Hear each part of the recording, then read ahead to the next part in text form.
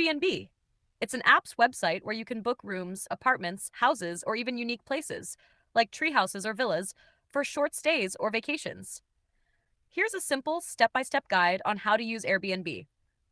1. Download or open Airbnb.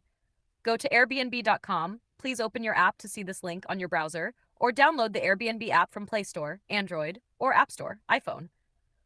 2. Create an account.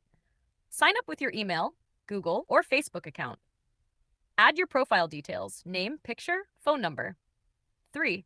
Search for a place. Enter destination, check-in and check-out dates, and number of guests.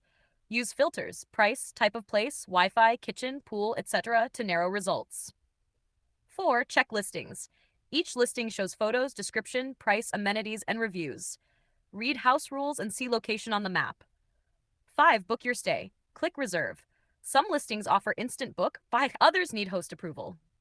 Add payment details, credit card, debit card, PayPal, depending on country. 6. During your stay, communicate with your host through the Airbnb app. Follow the house rules and enjoy your stay.